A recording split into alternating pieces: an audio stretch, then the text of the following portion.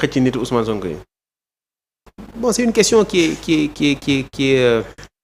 est compliquée déjà. D'abord parce que déjà il faut voir est-ce que Ousmane Sonko sera candidat aux élections, ce que nous lui souhaitons.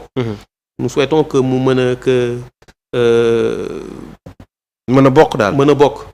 su boobaa nous avons bon espoir que ñun ak moom mën nañ tase second tour.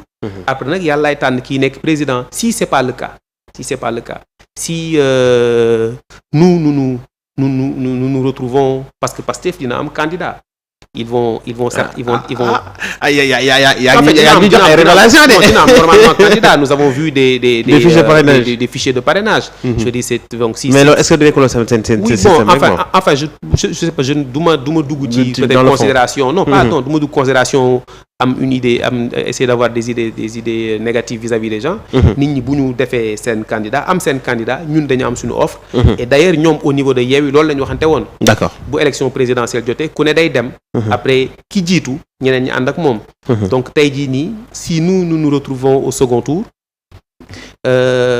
nous comptons avoir les voix de tout le monde. de toute l'opposition et naturellement les voix du président Ousmane Sonko. ak ñeneen ñi nga xamante ne ñoo Khalifa Sall bokk nañu li ñu gëm bokk nañu gis-gis. d'accord Amadou Ba mi nekk candidat benn ndax am ngeen yaakaar ne yéen mu ngeen jaar ci kawam. bon xam nga Amadou Ba gëwuma ne am na réservoir électoral bu dépassé réservoir électoral u président Macky Sall. et président Macky Sall très clairement bu demoon élection 2024 yi mën na am défaite. ndax la troisième mandat bi normalement est-ce que yëpp dañ koy xeex. mën na bañ a dajale 50% de l'électorat. Amadou Ba ci vivier électoral Macky Sall boobu la yem. amul réserve externe. mais loolu est-ce que du analyse boo xam ne yéen da nga ma laaj sama xalaat. d'accord ma ne la man jàngat bi ma def mooy le réservoir électoral bi Amadou Ba am mooy bi Macky Sall amoon ci biir bi Macky Sall amoon te jëlul lépp li Macky Sall am. mënul jël lépp li am Macky Sall am ndax am na ñu dem aussi. ndax am na ñu dem. kon loolu noonu nga xamante ne ci lay puiser gëw ma ne dina mën a jëli ay voix derrière yu ko permettre d'avoir 50%. donc moi je suis voilà su ma doon def su ma doon parier du ci moom lay xalaat ne dina mën a jàll parce que il n'est pas et puis maintenant au-delà de ça il a une offre politique ultra libérale. Ah bon? Quand on ira dans la campagne électorale oui on le dira. Amadou Ba a été ministre des Finances de Macky Sall, premier ministre depuis fin 2022. Il a une vision extrêmement ultralibérale. Aujourd'hui, cette politique d'endettement dans laquelle le Sénégal est depuis lors, c'est sa vision à lui. Aujourd'hui, c'est quand il est arrivé Premier ministre qu'on a eu une baisse de subventions. Il faut lire sa déclaration de politique générale en 2022. Quand il annonce que les subventions pour jàppale nit ñi parce que état dafay def ay subventions. pour wàcce yenn prix yi. moo taxoon sax courant bi après yokku essence bi yokku. 4,4% la état doon def subvention avant l'arrivée de Amadou Ba comme Premier ministre. Amadou Ba dans sa déclaration de politique générale il a divisé les subventions par 2.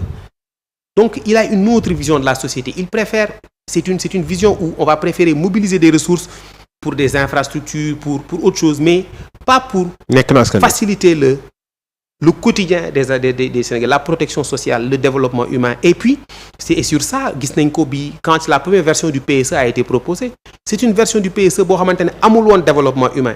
Et c'est une version du PSE boo xam ne moom moo ko réalisé woon. Donc aujourd'hui, c'est quelqu'un qui est un ultralibéral et gëwuma ne Sénégal dinañu attentif trop ci discours ultralibéral. Donc bu ñu demee campagne. bu waxee nit ñi li nga xamante ne moom lay yéene. bu ñu ko dégloo gëwuma ne Sénégalais yi dinañu. mais yow est-ce que yéen ngeen ko comprendre est-ce que Sénégalais yeneen Sénégalais aussi dañu koy comprendre parce que Sénégal fii am na ñoo xamante ne dañuy gëm ànd dafa am lien affectif boo xamante ne tey mooy boole est-ce que gars yi léegi offre politique li ñuy gën a déglu est-ce que du foofu lay fis naan nar a gën a méttee aussi. dama la tontu ci ñaar yi dama la njëkk wax ne sans faire référence au programme. Réservoir électoral bi parce que da nga ma laaj ndax jàpp naa ne mën na jàll. ma ne la bu ñu tegee programme de côté ñu xool électeurs potentiels yi mu am. ci biir on va dire électorat wu Macky Sall rek la mën a compter. te électorat Macky Sall bi nga xamante ne sondage yi ci li ñu wax ci sondage. wane woon na ne amul mënul amul 50%. du pays moom il n'arrive pas mënul rassembler ñooñu ñëpp ndax am na ñoo xamante ne ñu ngi woon ci biir électorat bi génn nañu bi ñu ko tànnee. donc moom il a moins que ce que le président avait. te ma ne bu loolu weesoo li waroon mën a tax mu convaincre nit ñi mooy l'offre politique bi muy teg ci table bi. et cette offre politique là c'est une offre politique qui ne correspond pas à li nga xamante ne moom la sénégalais soxla tey donc ci loolu laa sukkandiku pour wax la ne. pour tontu question bi nga laaj ndax moom am na chance su gagner ndax bu ñu demee ndax du ñu def ni nga wax noonu rek ma lay wax ne man gëw ma ne loolu dina ci am. d'accord monsieur Ly ñoo ngi lay nuyuwaat di la jaajëfal vraiment waxtaan wi neexoon na mais nag li gars yi di wax nag li duuf lépp nag xajul ci li xam naa rek beneen yoon xëy na ndaje soo na amaatee dinañ gën a xóotal yëf yi man nag maa ngi xaar bu baax a baax programme ndax vraiment man programme dama koy bëgg a gis daal ndax am na Sénégalais yoo xam ne tey ci programme yi nga xamante ne moom la politique yi def ci li ñuy gën a mën a xam ndax dinañ ànd ak moom dégg vraiment c'était un plaisir de vous recevoir xanaa ma bàyyi rek nga tàggatoo ba beneen. waaw maa ngi lay remercier Jérôme dëgg la lii duuf ci nag bi yëpp xajul ci cin li waroon nañu mën a gën a yaatal ci programme bi ci idées yi nga xamante ne tey ñun le candidat Khalifa Sall engagé wu na ne bu faloo dina ko mettre en œuvre sur la santé la protection sociale l'éducation les langues nationales ak yooyu naturellement loolu ça fera l'objet d'une discussion à un autre moment donc programme yi dina jot au niveau de Khalifa 2024 nous sommes en train de travailler sur ce programme-là qui très rapidement dina génn su boobaa waxtaan wu sori dina ci gën a mën a am ak askan wi maa ngi lay remercier en tout cas. balaa ngaa dem am na ko ma laaj da ngeen def meeting d'investiture waawam déet. def nañu réunion en fait def nañu suñu instance yi. taxaw daje nañu. on avait le comité directeur qui a statué waxtaan ñu xool ñu exprimer suñu préférence pour Khalifa Sall.